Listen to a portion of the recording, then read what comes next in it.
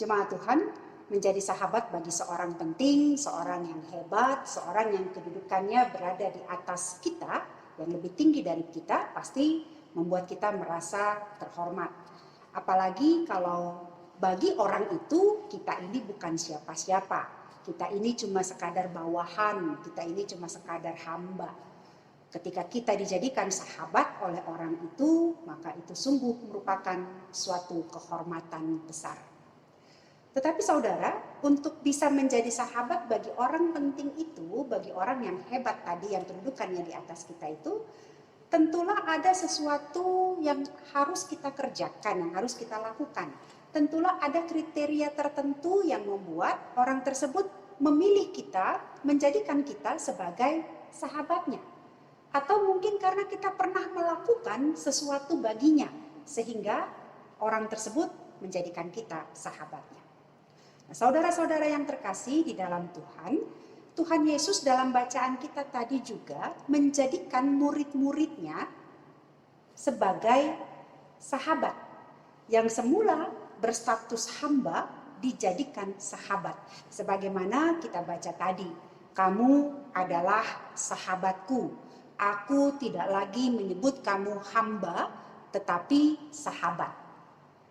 Dari dua perkataan, dari dua ayat yang kita baca tadi yang merupakan kalimat atau perkataan Yesus ini, saudara-saudara, ada dua hal yang penting untuk kita perhatikan.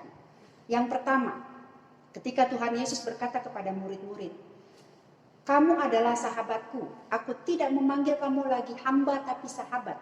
Itu berarti bahwa inisiatif untuk bersahabat datang dari Yesus.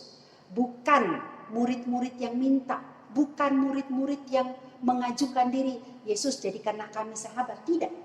Tetapi inisiatif untuk bersahabat datang dari Yesus kepada murid-muridnya. Yesus tidak lagi menyebut atau tidak lagi menganggap murid-muridnya sebagai hamba. Dan itu datang atas inisiatif Yesus sendiri. Sebab saudara-saudara ada perbedaan yang besar antara status sebagai seorang hamba dan status sebagai seorang sahabat. Apa bedanya? Kalau menurut bacaan kita, menurut perkataan Yesus, bedanya begini. Hamba itu adalah seseorang yang tidak tahu apa yang diperbuat oleh tuannya. Hamba tidak tahu menahu apa yang diperbuat oleh tuannya. Sedangkan seorang sahabat, sahabat adalah seorang yang tahu apa yang diperbuat oleh sahabatnya. Seorang sahabat adalah seorang yang tahu apa yang diketahui oleh orang yang menjadi sahabatnya itu. Nah, bagi Yesus, murid-muridnya tidak patut lagi untuk disebut sebagai hamba, karena kata Tuhan Yesus tadi di ayat bacaan kita, Dia telah memberitahukan segala sesuatu yang telah dia dengar dari Bapanya kepada murid-muridnya. Jadi murid-murid tidak lagi menjadi hamba, tetapi sahabat, karena murid-murid telah tahu melalui pemberitahuan Yesus kepada mereka tentang apa yang Yesus terima, apa yang telah Yesus dengar dari Bapanya. Ini yang pertama. Inisiatif bersahabat datang dari Yesus. Yang kedua, tetapi saudara-saudara, yang membuat murid-murid baru benar-benar menjadi sahabat Yesus ada syaratnya. Yaitu apa? Bahwa kalau mereka melakukan apa yang Yesus telah beritahukan atau apa yang telah Yesus perintahkan itu. Jadi kira-kira begini, karena Yesus telah dengar segala sesuatu dari Bapanya, lalu Tuhan Yesus menyampaikan kepada murid-muridnya, karena dia tidak mau menganggap lagi murid-muridnya hamba, tapi dia mau memberitahukan segala sesuatu, maka Tuhan Yesus panggil, kamu itu sahabat.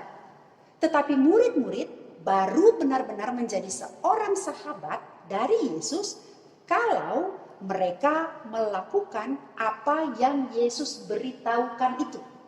Kalau murid-murid melakukan apa yang diperintahkan oleh Yesus. Jadi kalau mereka meresponi pemberitahuan atau perintah Yesus itu dengan melakukannya, barulah mereka betul-betul menjadi murid Yesus. Nah, hal apakah yang telah Yesus dengar dari Bapanya dan yang kemudian diteruskan atau diperintahkan kepada muridnya. Itu yang kita baca di ayat-ayat sebelumnya ketika Tuhan Yesus katakan supaya murid-murid harus saling mengasihi. Jadi murid-murid akan benar-benar menjadi murid-murid, menjadi sahabat-sahabat Yesus kalau mereka saling mengasihi. Tapi perhatikan saudara-saudara, mengasihi yang Yesus maksud tidak sembarang mengasihi. Karena Yesus katakan supaya kamu saling mengasihi sama seperti aku telah mengasihi kamu. Artinya begini, walaupun saling mengasihi itu suatu perbuatan yang sangat umum dan murid-murid juga pasti sudah tahu. Tapi ketika Yesus katakan seperti aku telah mengasihi kamu, menjadikan perintah mengasihi ini spesifik. Spesifik dalam arti bahwa cara murid-murid mengasihi bukanlah seperti cara dunia, cara orang lain mengasihi. Tetapi seperti cara Yesus mengasihi. Dan bagaimana cara Yesus mengasihi? Kalau kita baca lagi ayat-ayat di perikop bagian ini, saudara-saudara, Tuhan Yesus katakan gini, tidak ada kasih yang lebih besar daripada kasih seorang sahabat yang memberikan nyawanya, kasih seorang yang memberikan nyawanya bagi sahabat-sahabatnya. Jadi kasih yang telah Yesus tunjukkan adalah kasih yang mau memberikan nyawa, kasih yang mau berkorban. Dan itulah perintah yang harus dilakukan oleh murid-murid supaya mereka betul-betul menjadi sahabat-sahabat Yesus. Saudara-saudara yang Tuhan Yesus kasihi, apa yang mau kita renungkan dan terapkan dari perkataan Yesus dalam 2 ayat yang kita baca tadi. Yang pertama, saudara-saudara, ketika Yesus mengulurkan tangan, berinisiatif membangun hubungan dengan murid-murid untuk menjadikan mereka sahabat, maka begitu pula Tuhan Yesus terhadap kita. Yesus ingin bersahabat dengan kita. Dan inisiatif itu datang dari Yesus. Kalau kita baca di ayat yang ke-16, Tuhan Yesus malah katakan gini, bukan kamu yang memilih aku, tapi aku yang memilih kamu. Itu berarti hubungan kita dengan Kristus, hubungan kita ketika kita dijadikan sahabat oleh Yesus, itu adalah sebuah hubungan, sebuah relasi yang penuh keterbukaan. Sebuah relasi yang bukan lagi relasi tuan dan hamba, tapi relasi sahabat di mana ada komunikasi yang terbuka antara Tuhan dengan kita. Tuhan mau berbicara kepada kita dan Tuhan mengharapkan kita juga berbicara kepada Dia. Ada keterbukaan, ada komunikasi yang Tuhan mau bangun antara dirinya dengan kita sekalian. Dan dampaknya adalah Tuhan memberitahukan kepada kita apa yang Ia inginkan untuk kita lakukan dalam kehidupan kita sehari-hari. Tapi persoalannya begini, saudara-saudara. Kalau bilang kita ini sahabat Yesus, pasti kita bersyukur. Kita bersyukur Tuhan berinisiatif menjadikan kita sahabatnya. Tapi persoalannya begini, apakah ketika kita telah menjadi sahabat Yesus dan Dia memberitahukan kepada kita apa yang Ia ingin untuk kita lakukan, apakah kita selalu mau menaruh perhatian pada apa yang Tuhan bilang bagi kita? Kita mau menaruh perhatian pada apa yang Tuhan perintahkan, apa yang Tuhan suruh bagi kita. Apakah kita punya kepekaan untuk mendengar suara Tuhan yang memberitahukan apa yang Ia inginkan atau memberitahukan kehendaknya bagi kita. Dan saudara-saudara, mendengar suara Tuhan itu bukan cuma ayat, bukan cuma baca Alkitab, tapi yang baca Alkitab itu saja kadang-kadang kita tidak lakukan. Kita dijadikan sahabat karena inisiatif Tuhan, itu adalah anugerah, tapi apakah kita punya kepekaan untuk mendengarkan suaranya, mendengarkan firman-Nya? Firman-Nya yang tertera dalam Alkitab saja jarang kita baca, bagaimana kita mau mendengarkan lagi suara Tuhan dalam bentuk yang lain? Tuhan berbicara kepada kita bukan hanya Pertama-tama tentu melalui firman yang tertulis dalam Alkitab yang harusnya kita baca. Tapi juga Tuhan berbicara kepada kita melalui hati nurani. Tuhan berbicara kepada kita melalui orang-orang yang menyampaikan nasihat, menyampaikan kebijaksanaan yang perlu untuk kehidupan kita. Tuhan berbicara bagi kita melalui hati nurani kita. Nah, saudara-saudara, dalam hidup kita ini kan masalah itu ada banyak ya, dan bentuknya bermacam-macam. Dalam masalah hidup kita ini, cobalah kita untuk peka, mendengar suara Tuhan. Misalnya begini, kalau kita sedang tidak punya uang, sebagai sahabat kita kan datang ngadu sama Tuhan ya. Tuhan tolong saya lagi gak punya duit. Ini kita bicara kepada Tuhan sebagai sahabat. Sahabat memungkinkan itu. Kalau hamba kan pasti malu lah minta duit sama tuannya, toh minta pinjaman gitu. Tapi kalau sahabat lebih mudah. Tuhan tolong saya sedang tidak punya uang. Tetapi apakah kita juga mau peka dengar apa yang Tuhan bilang bagi kita? Barangkali Tuhan sedang mengatakan sesuatu kepada kita ketika kita sedang punya masalah tidak punya uang itu. Jangan cuma kita yang mau berkata berbicara kepada Tuhan. Tuhan Yesus sahabatku tercinta dan erat, saya nggak punya duit, berikanlah saya duit. Tapi ketika Tuhan mau mengatakan sesuatu, coba kamu pikir, coba kamu berjuang, coba kamu berusaha, coba kamu refleksikan, evaluasi kehidupanmu, kenapa engkau tidak punya duit. Apakah kita mau peka mendengar suara Tuhan yang berbicara kepada kita tentang hal itu? Sebab apa saudara? Sebab dalam setiap masalah kehidupan kita, Tuhan pasti berbicara kepada kita. Tuhan memberitahukan kepada kita apa yang Ia ingin untuk kita lakukan. Itulah kenapa Tuhan menjadikan kita sahabatnya. Jadi saudara-saudara, kita bersahabat menjadi sahabat Kristus karena kebesaran kasih-Nya, inisiatif Tuhan, karena kasih dan anugerahnya bagi kita. Tapi mari juga kita mau selalu untuk mendengarkan apa perkataan Tuhan, bagaimana suara Tuhan berbicara kepada kita. Saudara-saudara yang terkasih di dalam Tuhan, dari hal yang pertama ini, yang kita renungkan ini, ketika kita berbicara dalam rangka, ketika kita merenungkan firman Tuhan ini dalam rangka Hari Doa Alkitab, dari Lembaga Alkitab Indonesia, LAI, maka firman Tuhan ini juga mau mengatakan kepada kita begini. Saudara-saudara, firman Allah itu memang tidak selalu berarti Alkitab, tidak selalu ayat-ayat yang terdapat dalam Alkitab, tetapi seluruh kehendak Allah. Tetapi orang bisa mengetahui kehendak Allah, terutamanya juga adalah karena dia membaca Alkitab. Dari mana saudara tahu bahwa tidak boleh mencuri? Dari Alkitab, bukan?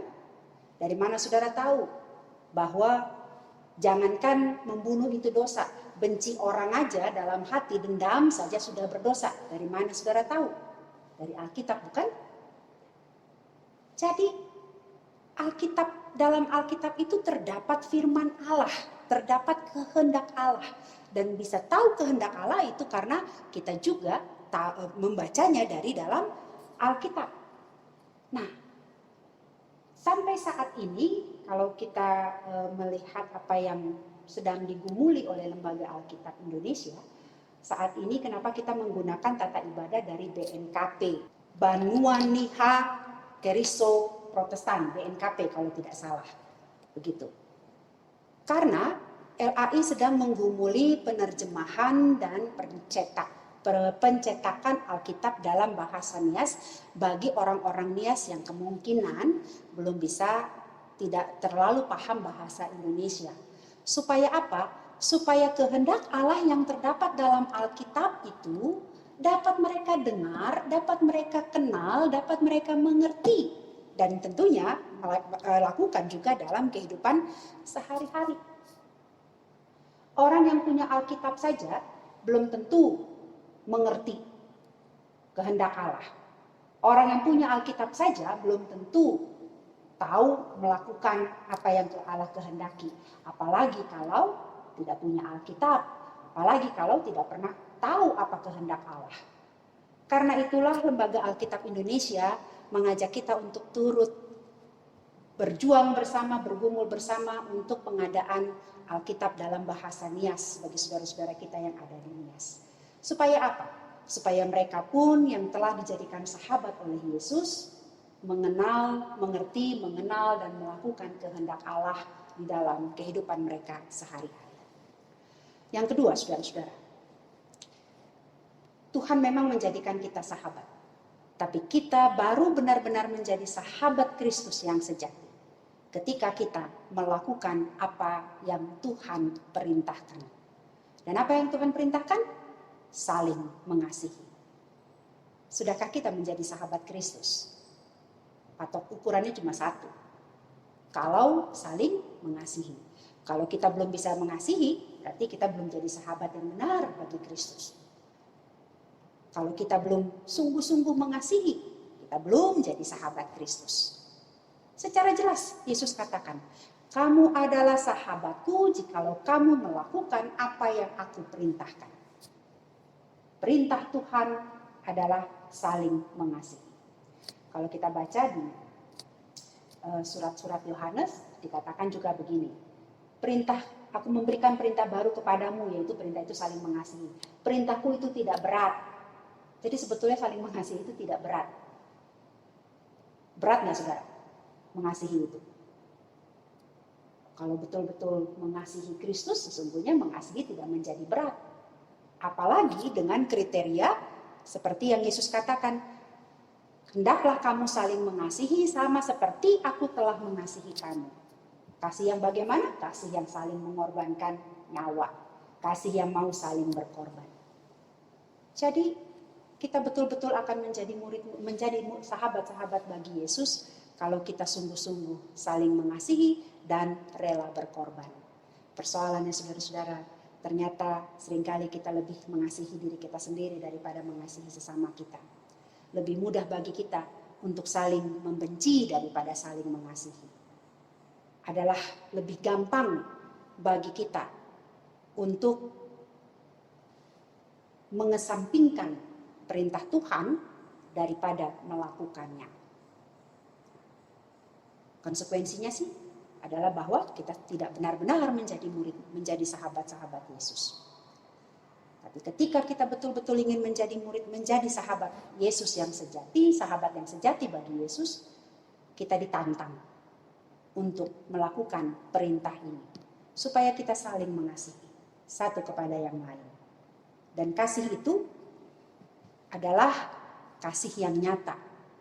Kasih yang kalau dalam surat Yohanes bilang, apabila kamu tidak bisa mengasihi orang yang ada di depan matamu, bagaimana kamu bisa mengasihi Allah? Berarti mengasihi itu gak usah jauh-jauh, yang jauh-jauh dulu. Mulai saja dari yang dekat. Apakah kita mengasihi teman kita? Apakah kita mengasihi suami, istri, anak-anak kita dengan sungguh? Apakah kita mengasihi orang yang ada depan mata kita? Kalau tidak, berarti kita belum sungguh-sungguh menjadi sahabat Yesus. Tapi saudara-saudara, setiap kita telah disebut sebagai sahabat oleh Yesus. Maka ini menjadi tantangan bagi kita untuk kita melakukan perintah Tuhan di dalam kehidupan kita, supaya kita saling mengasihi. Karena itu saudara-saudara, marilah kita menjadi sahabat bagi Kristus dengan menyatakan kasih kita satu kepada yang lain. Mungkin berat, mungkin sulit, tapi Tuhan yang adalah sahabat yang sejati itu pasti akan memampukan kita untuk memperlakukan kasih ini di dalam kehidupan kita. Amin.